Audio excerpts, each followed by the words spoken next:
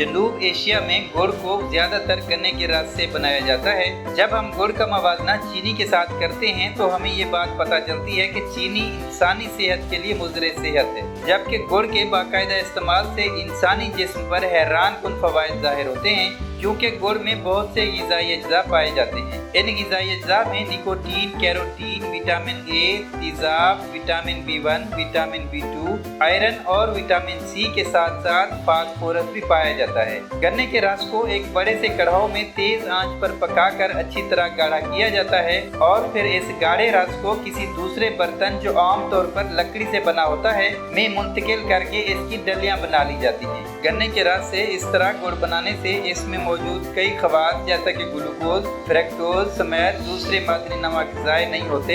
ये मादनी नमक चीनी बनाने के पेचीदा अमल में ज़ाय हो जाते हैं। चीनी बनाने के अमल में इससे कसावटें तो दूर हो जाती हैं, मगर इसके साथ साथ बारीक ग़िज़ाई अज्जा भी ख़त्म हो जाते हैं। इसके बरक्स गुड़ बनाने के अमल में इसके कैल्शियम और मैग्नीशियम जैसे ग़िज़ाई अज्जा ज़ाय नहीं होते। गुड़ को अगर बाकायदगी के साथ इस्तेमाल किया जाए तो इससे 7 हैरान कुन तिब्बी फ़वाइद हासिल किए जा सकते हैं, जो हम आपको आज की वीडियो में बताने जा रहे हैं। नंबर 1, मोटापे से निजात। तिब्बी माहिरीन के मुताबिक हर रोज़ चीनी इस्तेमाल करने से जिस्म को ऐसी नुकसानदेह और ज़िद्दी कैलोरीज हासिल होती हैं जो मोटापे का बायस बनती हैं, और इसके साथ साथ दियाबेटिस जैसे अमराज का खतरा भी बढ़ जाता है।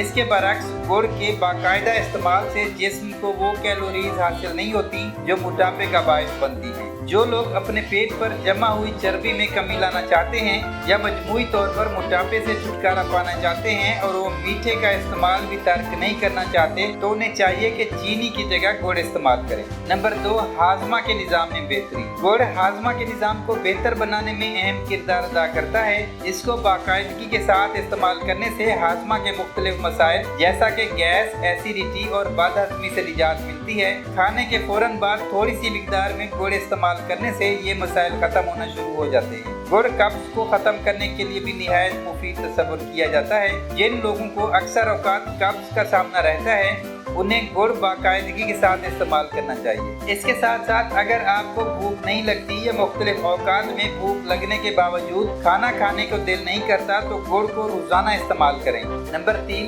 बवासीर से छुटकारा। कुछ अफराद को कब्ज़ की वजह से बवासीर का सामना करना पड़ता है। चूँकि गुड़ कब्ज़ को ख़त्म करता है, इसलिए बवासीर की अलामात में भी कमी होती है। पुराने गुड़ के साथ नीम की पक्की नमूली दिन में 3 मरतबा इस्तेमाल करने से बवासीर से निजात मिलती है। नंबर 4, हड्डियों की मजबूती में इजाफा।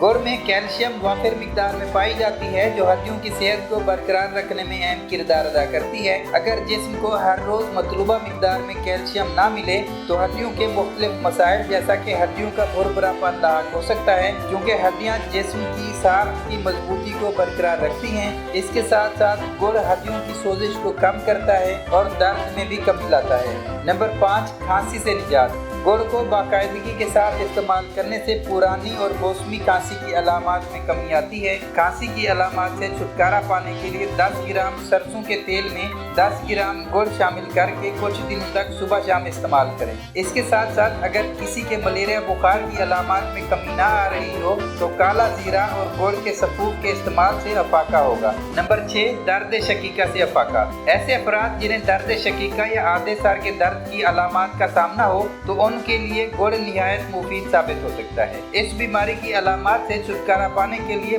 12 ग्राम गुड़ को 10 ग्राम देसी घी में मिलाकर चंद दिन तक इस्तेमाल करने से दर्द शकीका कम हो जाएगा। नंबर 7, खून की कमी का खात्मा। गुड़ में फौलाद वाफिर मिकदार में पाया जाता है, जो खून की कमी की अलामात को ख़त्म करने के लिए बहुत अहम किरदार अदा करता है। इसके साथ साथ गुड़ खून में हेमोग्लोबिन की मिकदार भी बढ़ाता है। खून की कमी का शिकार अफराद में ऑक्सीजन की कमी वाक़ई हो जाती है और उन्हें सांस लेने में मुश्किलात का सामना करना पड़ता है। इसके इस्तेमाल से सांस के मसाइल से भी छुटकारा पाया जा सकता है।